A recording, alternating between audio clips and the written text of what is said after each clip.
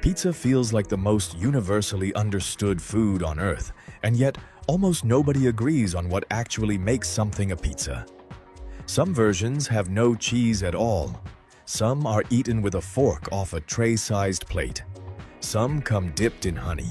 Today, we're auditing the world's most distinct pizza styles in 5 minutes, so you never assume pizza means just one thing again.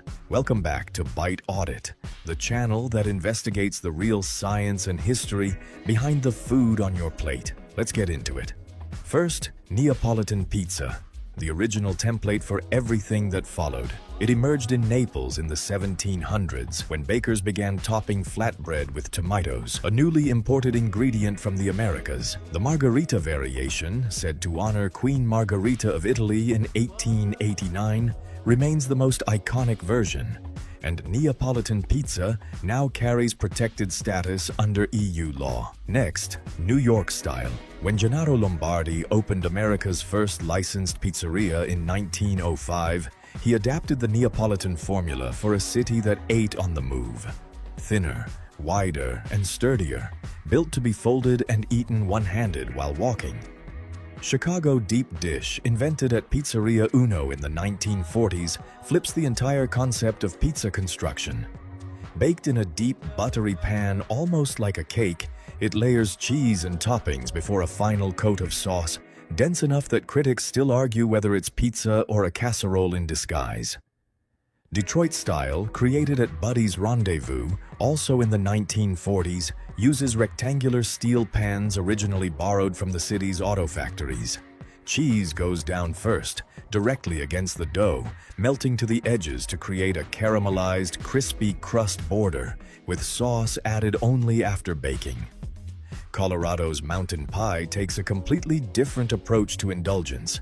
A thick, braided crust piled with sauce and cheese, sold by the pound, traditionally served with a side of honey for dipping the leftover crust like dessert. Turkish lahmacun barely resembles pizza by Italian standards at all.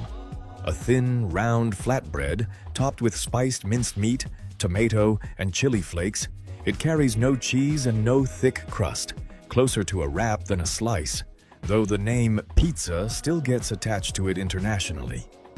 St. Louis style swaps mozzarella for provolone, a processed cheese blend, layered onto a famously cracker-thin, unleavened crust and cut into neat squares known locally as tavern cut.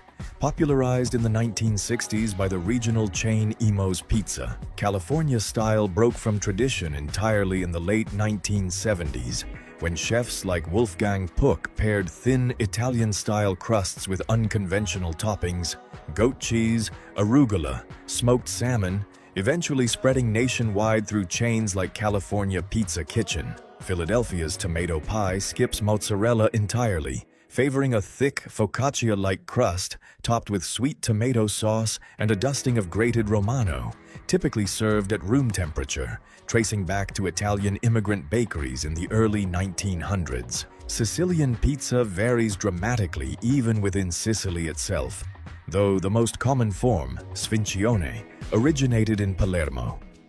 In America, the style evolved into a thicker, heavier rectangular pizza, distinct from its Italian roots.